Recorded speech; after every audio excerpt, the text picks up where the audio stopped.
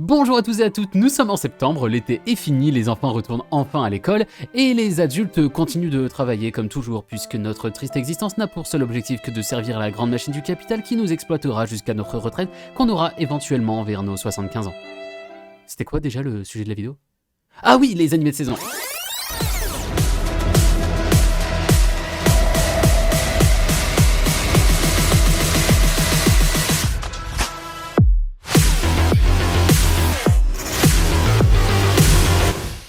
Bon bah du coup je vous propose comme à mon habitude une petite compilation des meilleurs animés à ne surtout pas rater cet automne. On va d'abord parler des nouveautés puis on verra les suites à la fin de la vidéo. Avant de commencer cependant pensez à mettre un pouce bleu à cette vidéo si vous aimez ce genre de contenu et à vous abonner si c'est pas déjà fait. Et l'intro chiante étant passée, on peut donc directement commencer avec le numéro 1 sur cette liste, l'un des deux animés que j'attends le plus sur cette saison, Sousou no Frieren. Que deviennent les héros une fois le mal vaincu? Après 10 longues années d'épreuves épiques, Frieren rentre avec ses compagnons d'armes, après avoir enfin vaincu le roi des démons, ramenant ainsi la paix sur le royaume. Il est temps pour eux de retrouver une vie normale. Difficile à imaginer cependant après tant d'aventures en commun. Frieren, elle ne semble cependant guère touchée par la séparation. Pour la magicienne à la longévité exceptionnelle, une décennie ne pèse pas lourd. Elle reprend la route en solo et promet de retrouver ses camarades un demi-siècle plus tard. Elle tient parole, mais ses retrouvailles sont aussi les derniers instants passés avec Himmel, devenu un vieillard qui s'éteint paisiblement sous ses yeux. Frieren est sous le choc. La vie des humains est si courte. Elle prend alors la décision de partir dans un nouveau voyage pour tenter de mieux comprendre les humains et leurs émotions. Sousou no Frieren, c'est une histoire pleine de mélancolie et de nostalgie qui a fait beaucoup parler d'elle depuis sa publication en manga. Étant une œuvre avec une grande popularité, c'est le célèbre studio Madhouse qui s'est décidé de s'occuper de l'animation, et vu le staff dessus, on comprend qu'ils ont décidé d'en faire une masterclass. Déjà à la réalisation, on retrouve le GOAT Saito Keiichiro, qui est probablement le meilleur réalisateur de l'année dernière, puisqu'il est celui qui s'est occupé de l'incroyable Bocchi the Rock, qui a énormément fait parler de lui justement pour cette décision de réalisation absolument géniale. À côté, on retrouve à la musique un autre GOAT avec Evan Cole, qui est celui qui a créé l'incroyable bande-son de Violet Evergarden ou José Totora Tosakanatachi. Enfin, on retrouve sur les openings et endings mes deux chanteuses préférées du moment, Milei et Yoasobi. On aura en plus de ça un premier épisode de presque 2 heures pour bien mettre l'histoire en place, ce qui est vraiment un système que j'apprécie beaucoup et avait énormément participé au succès fulgurant de Oshinoko il y a quelques mois. Bon, je peux pas passer trop de temps sur celui-ci, donc retenez qu'en tout cas, celui-là c'est un immanquable, il va clairement être l'un des meilleurs animés de l'année. Et du coup, je vais direct enchaîner avec l'autre animé que j'attends à peu près autant que Frieren, un autre manga à la popularité énorme dont j'entends que des louanges depuis des mois, Kusuria no Hitorigoto. L'histoire se déroule dans la cour impériale de la Chine ancienne. Mao Mao, une fille modeste élevée par son père apothicaire, se fait un jour kidnapper et est forcée à travailler là-bas. Bien qu'elle ait l'air ordinaire, Mao Mao a l'esprit vif, aiguisé et possède une connaissance approfondie de la médecine.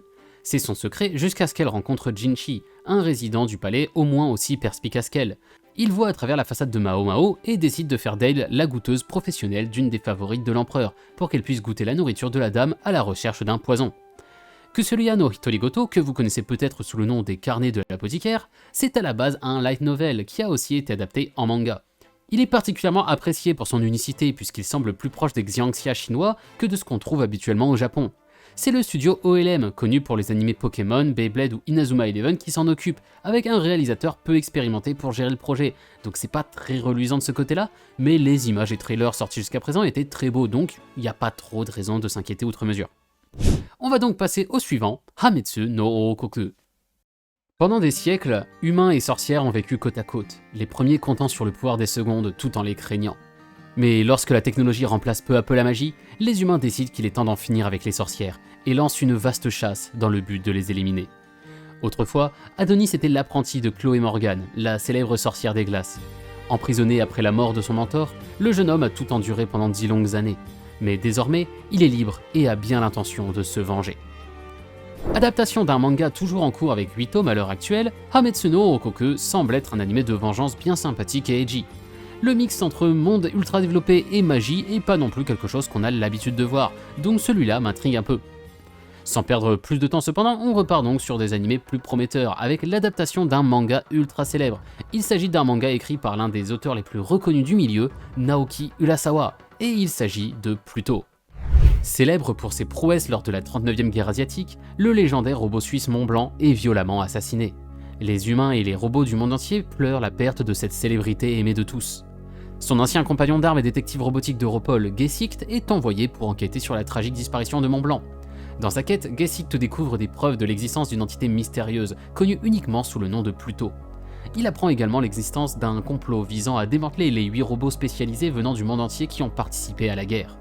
Courant contre la montre pour sauver ce qui subsiste encore, Gesicht se débat avec sa mémoire, sa morale et un monde empli de haine, tout en essayant désespérément de défendre la fragile coexistence de l'homme et de la machine. Bon, dans les milieux élitistes, Pluto est une œuvre extrêmement appréciée, donc niveau scénario, on devrait avoir une masterclass, c'est pas un problème. En plus de ça, pour des raisons que j'ignore, l'anime qui avait été annoncé en 2017 ne sort que maintenant, après 6 ans de production. On peut donc imaginer que ça a laissé à l'équipe le temps de peaufiner le tout, et vu la qualité des graphismes, c'est clairement pas mon imagination. Enfin, c'est géré par Netflix, et l'anime sortira en 8 épisodes de 1 heure chacun. Je garde toujours un souvenir fantastique de l'adaptation de Devilman, qui avait été produite par Netflix aussi, donc s'ils nous refont un truc du même niveau cette fois-ci, on va avoir droit à une masterclass. On a en plus à la réalisation un vieux de la vieille qui a travaillé sur Evangelion, Akira, de nombreux films Ghibli ou même du Gundam et Ghost in the Shell. Celui-là est donc aussi à mettre dans la case immanquable, il y a énormément de potentiel dans ce projet. Pour le suivant, on passe sur un autre animé assez attendu, puisqu'il s'agit de l'adaptation d'un des gros mangas d'action du Shonen Jump. J'ai nommé Undead Unluck. Depuis 10 ans, Fuko est atteinte d'une condition spéciale qui apporte un grand malheur à quiconque la touche. Cela a eu un effet radical sur son environnement, entraînant même par inadvertance la mort de ceux qui l'entourent, y compris ses parents. Alors qu'elle se tient sur un pont au-dessus des voies ferrées prête à mettre fin à ses jours, elle est touchée par un homme étrange, ce qui a pour effet de briser le sol sous lequel il se trouve et de le faire tomber devant un train en marche.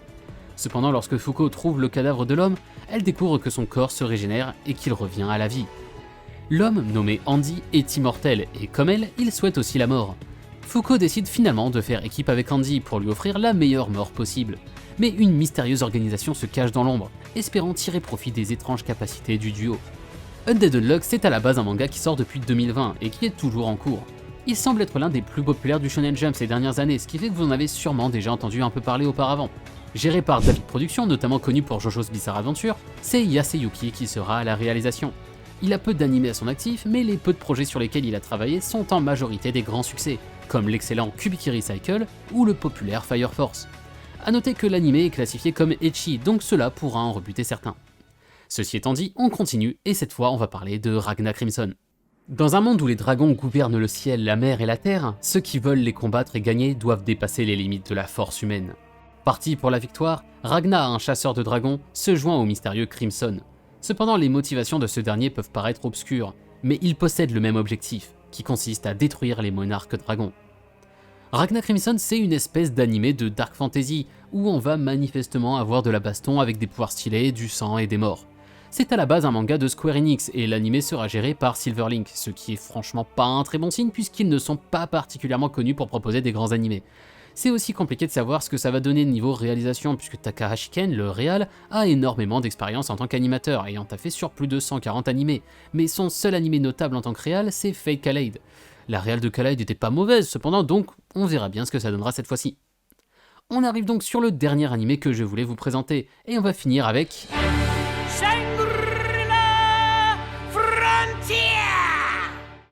Sunraku est un passionné de jeux vidéo un peu particulier qui voue sa vie à s'essayer aux pires bouses. Scénario bancal, bugs dans tous les sens, etc. Il adore galérer comme pas possible pour finir ses jeux pourris malgré les bugs qui les rendent quasiment injouables.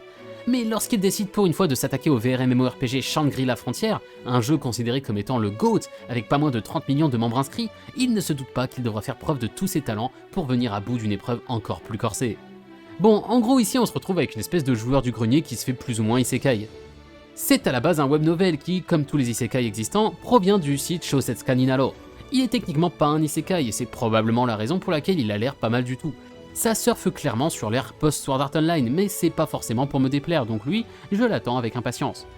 Le studio C2C qui s'en occupe est cependant pas incroyable malheureusement, ayant récemment proposé les très moyens Tensei Shitara Ken Deshita et Benria Saito-san. C'est d'ailleurs le réalisateur de ce dernier, Kubooka Toshiyuki, qui gérera celui-ci.